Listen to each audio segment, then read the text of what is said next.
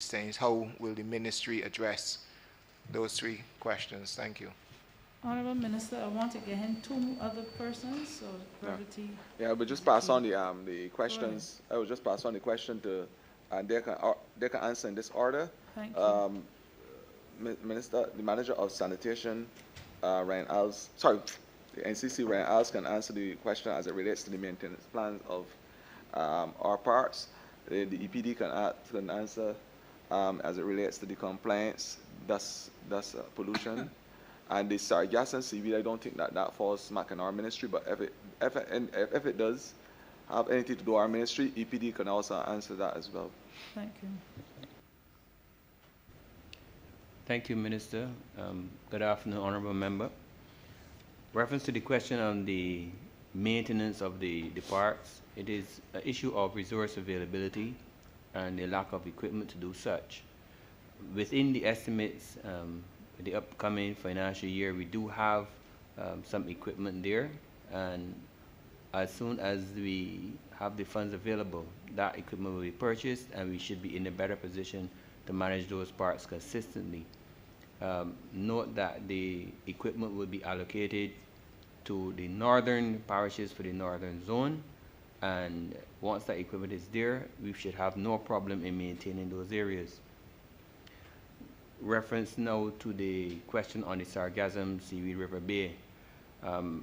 Maritime Affairs has the responsibility for the seaweed. However, at the River Bay area, NCC maintains that responsibility and works with the Soil Conservation Unit within the Ministry of Agriculture. They have the requisite equipment that is required to clean the River Bay area, and we utilize our trucks and to transport the material out of there. The conversation has been had with the officer in charge of the Soil Conservation Unit, and he assures us that as soon as the equipment is available, we can tackle the problem. Uh, he anticipated that that would be within the next week or so. Thank you. Okay, the health services nuisance regulations is the legislation that's currently used to manage ambient air quality and any complaints we receive with respect to that area. There are some challenges in effectively bringing enforcement action against persons under that legislation. However, the department's first option is always to work with persons to help them improve their practices.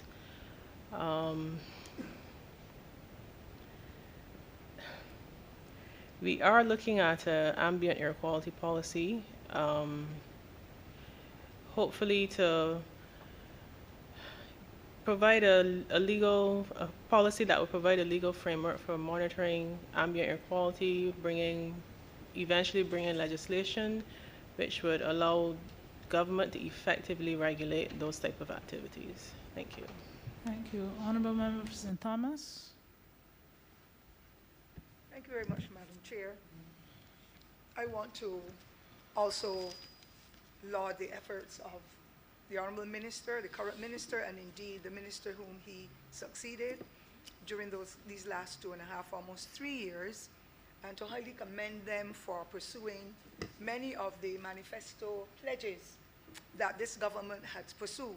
We know that COVID-19 has played a tremendous role in setback of a lot of what has taken place, but I want to indicate how happy I am about the plans for the botanical gardens, and I pray that we will all have the opportunity as it starts to unfold and as it comes to a measure of conclusion, that we will all be able to celebrate, to visit, to recreate, and to do all the other things that we know families can do because of the limited spaces across the islands for recreation. Of course, when I look at what's happening, especially in those areas where we have the housing units and so on, space is still very limited, and I'm sure that the botanical garden will be able to give that kind of ambiance and opportunity for them to celebrate and to do whatever else has to be done in that wonderful space.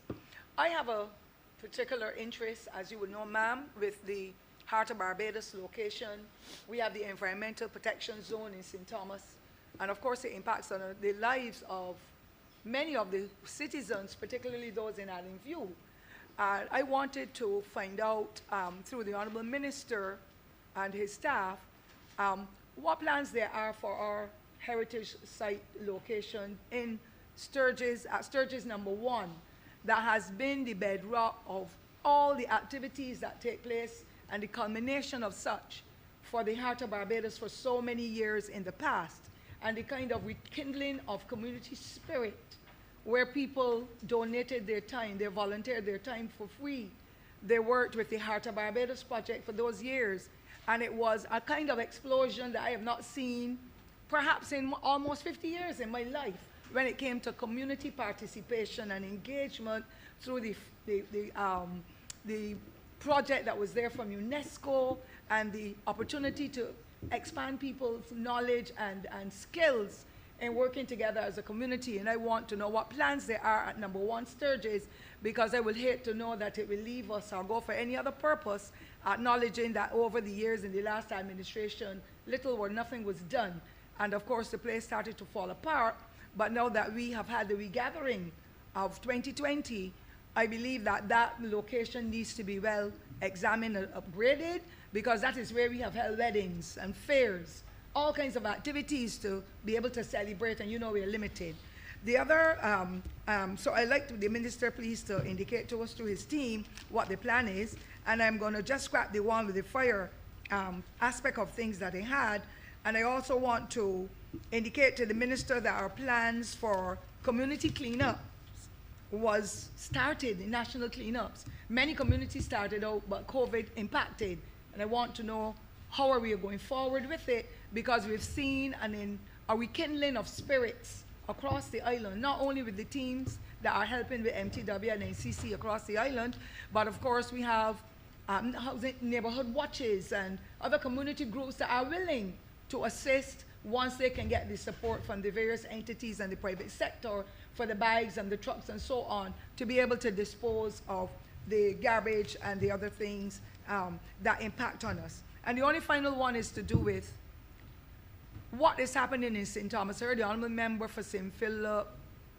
South speak of what's happening in St. Philip, but it is sad that many of the persons in Barbados who have vehicles, motor vehicles, seem to think that the center of Barbados is the dumping ground.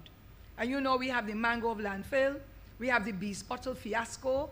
I got here this morning because of another dumping ground near Lester Vaughan School, and it therefore frightens me, because people put their garbage in the vehicles and drop it in the nearest gully. So the gully at Jack in the Box, that is similar to what is happening at the Welchman Hall Gully. If you tour there, ma'am, you will see the beauty of Barbados. People are dumping there every day.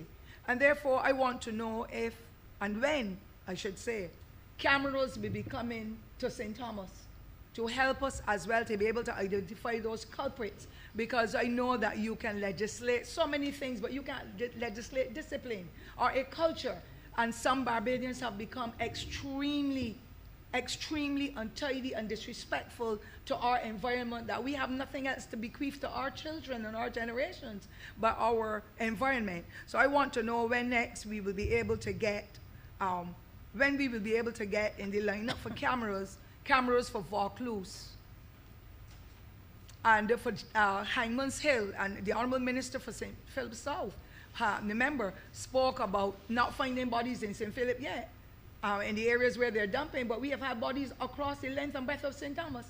Hangman's Hill, Vaucluse, Duke's Tenantry, strangers. Up until 2017, crop over another young man, and I think he was from St. Philip too.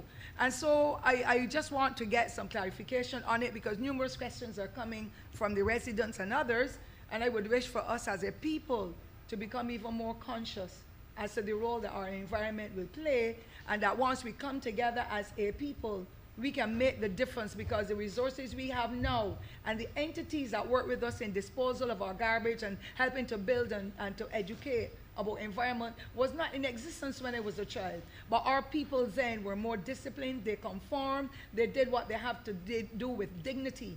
And I would like for us in our educational programs and so or through the minister, who will indicate what educational programs there are that help us to be able to achieve some of these objectives and these goals. Thank you, ma'am. Thank you. I just want to say the two last questions I would just answer quickly in respect of time.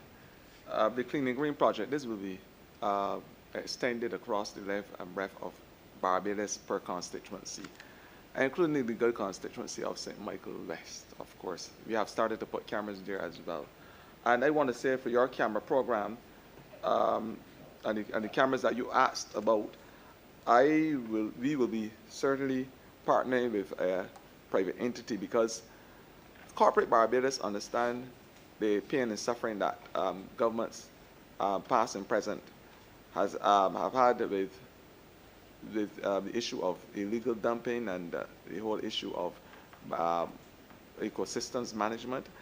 And I am happy to say that there are a group of private entities and companies who decided that they want to partner with us in terms of providing cameras free of cost for government, so that they can be involved in the fight in an integral way of capturing those persons who run afoul of normal disposal practices. So I'm just making a promise to you today that your camera concern will be sorted out, and to let you know that the Clean and Green project will go in every single constituency, every single community, and we will be rolling it out across the length and breadth of Barbados. The issue of the plans and development of Sturgis, I will let Mr. Devonish speak to those plans. Thank you, Minister. Good afternoon once again. The programs which the Honourable Member for St. Thomas alluded to over the years had formed an integral part of the work of the Natural Heritage Department, and those programs also were an integral part of the concept of integrated planning and development of livelihoods.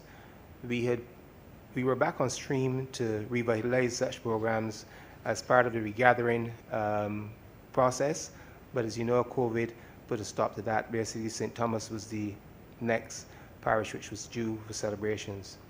Since that time, we've had discussions with some private sector people. We've had some discussions with the Culture Division. We've had discussions with other interesting people who organize events. And what we're looking to do is to revitalize some of the programs on an individual basis. Within recent times, we also had a discussion with the Cables of Barbados Limited board when they were meeting with the Chaka company from Jamaica, which is scheduled to take over the management of Harrison's Cave. And their program had outlined a series of community programs which would build on those things that we would have done before. They have indicated a willingness to work with the community.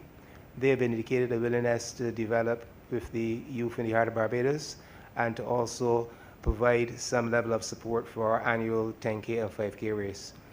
The idea of the respective programs, we've been looking for partners, and where possible, the department will provide some limited support. So I would say that those programs are very much in our thoughts, and every program we submit to Parent Ministry for approval, we always look at that as one of the passing points. Within the community itself, we continue to work with Holy Innocent School, and we continue to work with the Holy Innocent Church, because we find within those communities, there are many people who are willing to volunteer of their time and their efforts. The maintenance of the grounds have been rekindled, and I know the National Conservation Commission is doing a good job in trying to get us back to that point. It will take us a couple months before we get it back to the state where we can have the weddings and functions that you alluded to.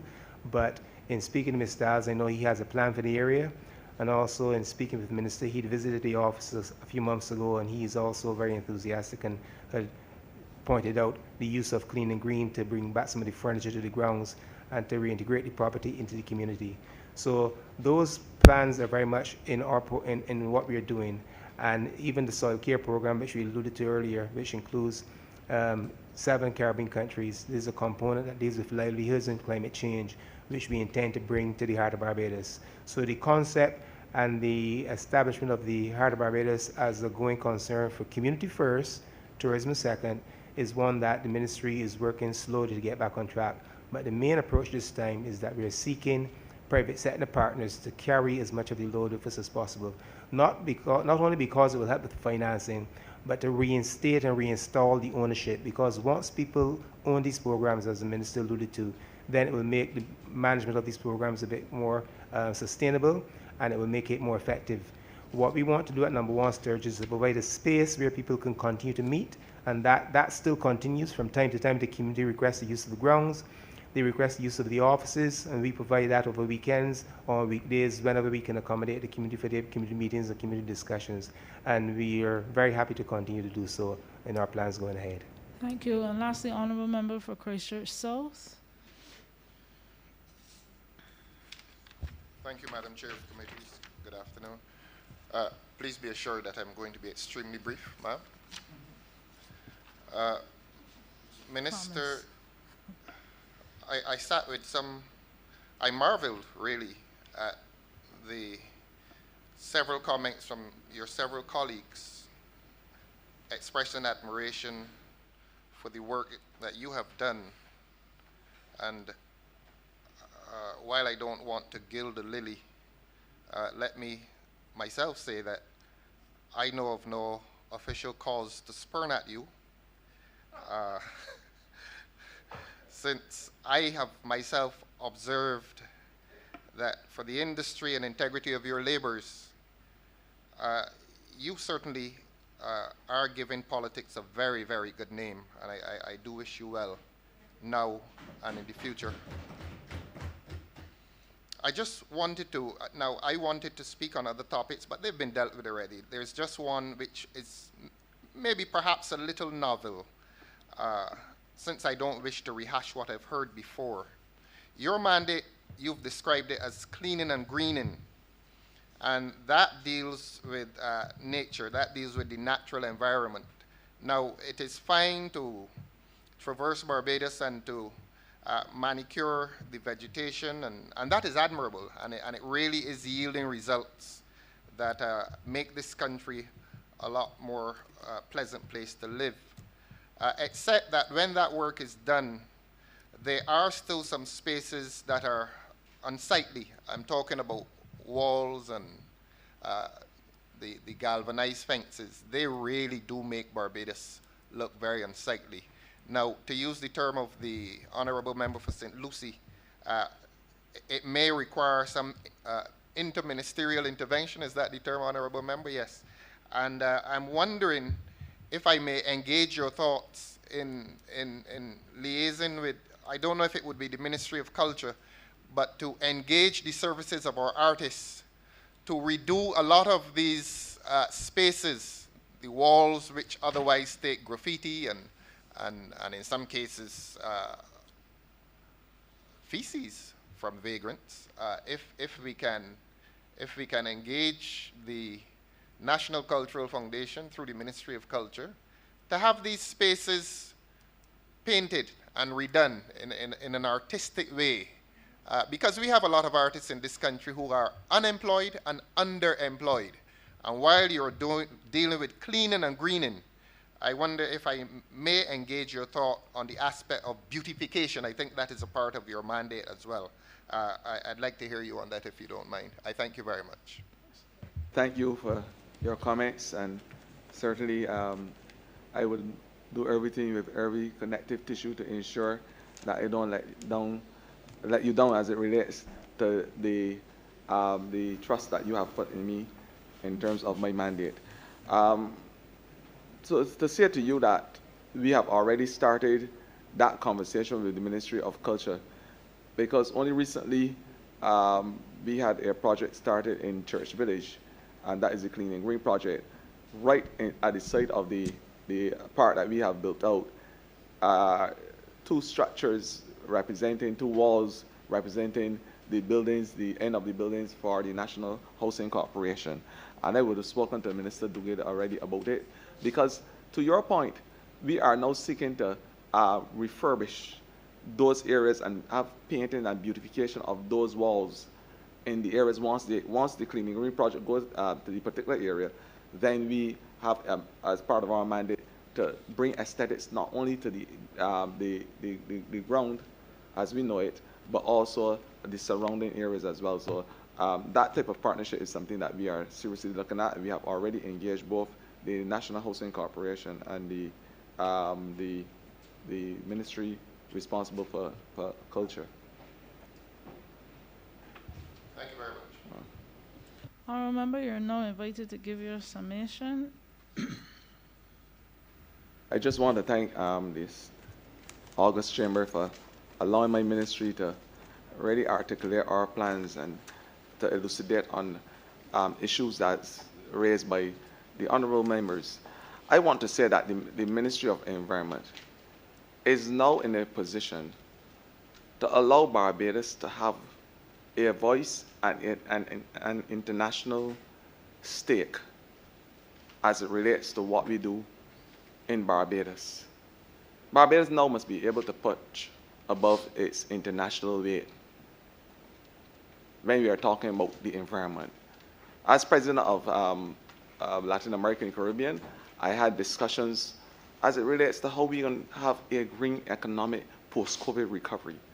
And every single minister of Latin America and the Caribbean, our environmental minister, exposed the fact that we need to ensure that our biodiversity is preserved, that our dump sites must become a thing of the past, that there must be ecosystem management, that desertification, land degradation, all these things I spoke about, the fact that the ozone depleting substances, that there must be control, and that we must find nature-based solutions to help protect our environment and our citizens. And in the Bridgetown Declaration, we say to the entire world, in our UNEA 5 meeting, that this declaration will pretty much determine the way of life in our international sphere, the way how we treat the sustainable development. And sustainable development could never be realized unless you recognize the tenets of the 5 Ps, the planet, people, prosperity, partnership, and peace, and how all these tenets are interfused to augment the cause of ordinary Barbadians.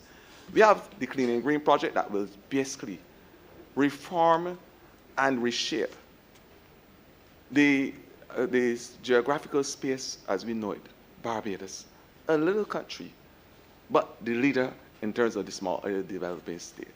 I said in my opening remarks that Barbados must be the most beautiful place in the Western Hemisphere. There is the botanicals, someone said the world, in the world, my apologies. But we have the botanical garden, a botanical space like never before seen in Barbados. And we are going to ensure that everything is conserved in that space that speaks to all the issues that we are faced with, and to allow it to have that international appeal that this country so urgently desires. We are going to inform what we do with the sciences. And in terms of the sanitation, we have started to look at ensuring that the operationalization of this sanitation is on par with any collection agency in the world. With now the new trust to have the carts and the list associated, and then to have the GPS on cans across Barbados. We are going to bring the technology and the science to bear. But how it affects ordinary Barbadians is the most important conversation. When your environment is clean, what is the psychosocial benefits to it? When you have those spaces that you can recreate in, these types of conversations we need to have in Barbados. And I'm saying that I am going to work with every single sinew to ensure that the environment has a voice, it has a space, and that the programs and projects in this ministry redound to the benefit of every single Barbadian. I am saying today that the little nugget that says cleanliness is next to godliness is not a nugget that you can buy in the supermarket and put in a frying pan. It is a philosophical nugget for me. And it speaks to the fact that there is a maxim that we espouse at Latin America and the Caribbean in our meeting. And it says that we must build forward better. It is one that I want Barbadians to hold close to their hearts. We must build forward better, but the only way we can build forward better is if the environment is at the center. It must be the fulcrum for any type of development and sustainable recovery post-COVID. So with those few words, I want to say that I am here ready, willing, and able, along with my good officers who I want to thank unreservedly for spending 3 hours of their time here to tell the rest of Barbados that the environment is ready, is willing, and is able to partner with ordinary Barbadians to augment their cause. Thank you. Thank you. And with that, I pose the question to the House that Head 32 in the amount of $39,690,227 stand part. All honorable members in favor, please say aye. Aye. All those against, please say nay. Methinks the ayes have it. Madam Chair, I beg to move that you do no report is under the Speaker. Progress and seek leave to sit again. Beg to second that. The question is that I do not report to His Honor the Speaker progress and ask for leave to sit again. All honorable members in favor, please say aye. Aye. All honorable members against, please say nay. Methinks the ayes have it.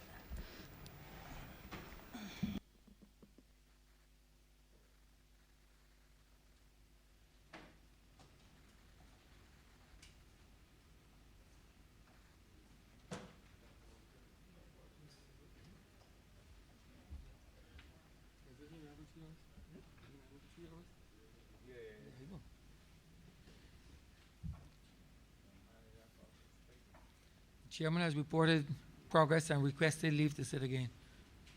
Honorable Leader, Government Business.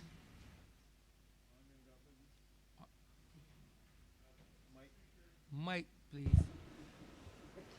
I think I like the Senate, you know, they were automated. Mr. Speaker, I would like to propose that we suspend now for lunch and return at 3:15. The question that this honorable chairman will be suspended until 3:15 p.m. All those honorable members in favor, please say aye. Aye. Those against, please say no. Me take the ayes have it. This honorable chairman stands suspended until 3:15 p.m.